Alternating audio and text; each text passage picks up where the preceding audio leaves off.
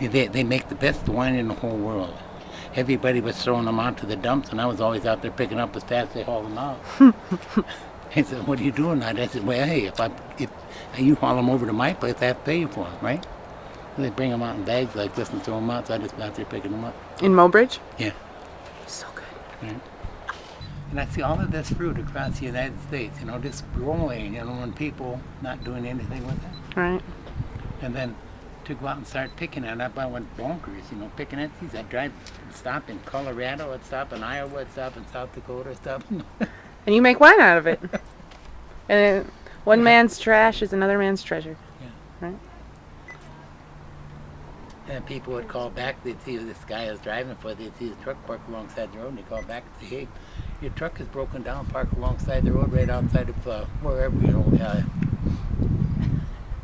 She gets some, stuff I like get some that. of the big camera, and I'm getting some, so keep going, Dad. Right, Walsenburg, Colorado. Mm-hmm. And they stopped and said, "Well, your truck is broken down right outside of Walsenburg." And they called back and said, "No, that's Ralph. He's coming home." He just picked a joke.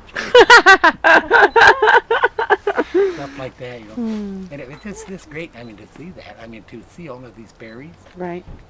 And then going up towards Aztec, New Mexico, you've got choke cherries, you've got buffalo berries off to the side, and you see all of these things out there that are ripening and falling on the ground and nobody doing anything with them. Right. And they just rot. Yeah, and that's it.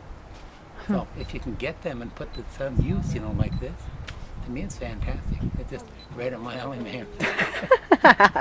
Mine too. Yeah, right. It's just great. Cheers. Recycling. That's right. Giving people back something they've forgotten all about. That's what I like about it. And then some of these old gray hairs come in, like me. And I remember when my grandmother, my grandfather, aunt or uncle made wine, and said, "Well, yeah, most of it did, because they couldn't. It wasn't that they couldn't afford to buy it. It was the thing is that it's just what they did. It's like her great grandmother, great grandmother, And the women in our family always made the wine. The men never made the wine. They just smart enough to sit there and drink it. But the women always made it. So then what got you into making it? Everybody passed on to the great beyond, and the winemaking had just stopped. There were no women. They were all gone. So I remembered the taste. My grandmother gave me a taste of this stuff. As little kids, we go pick berries for her, Right. prairie berries. That's all she could say was prairie berry, because she couldn't speak English. So you pick prairie berry with plums, buffalo berries, grapes, whatever was there, it was ripe as a prairie berry. Sure. So we go out and pick prairie berries, and when she get it finished, she would give us a taste at Christmas time, Thanksgiving time, whenever we were there, and then she had a little bitty glass, and she'd say, "Drink, you scoop," I said, "Yeah, I did." You got a little older, you got a little bigger glass. I said, "You get a little bigger glass." And you get imprinted like an old salmon, to come back again to this. Well, everybody passed on. I had nobody to talk to, but I remembered the taste.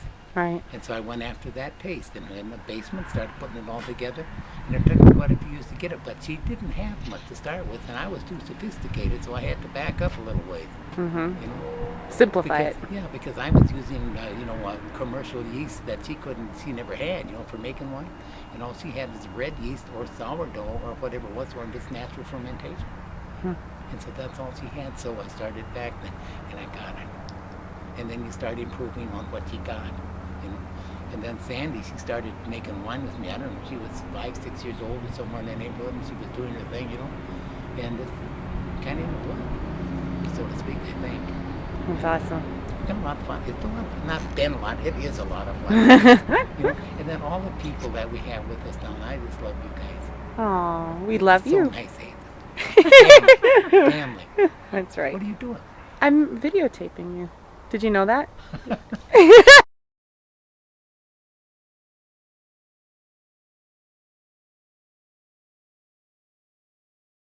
Beginning to end for crabapple is probably about 4 months. 4 months. Yep, about Cool. 4 months.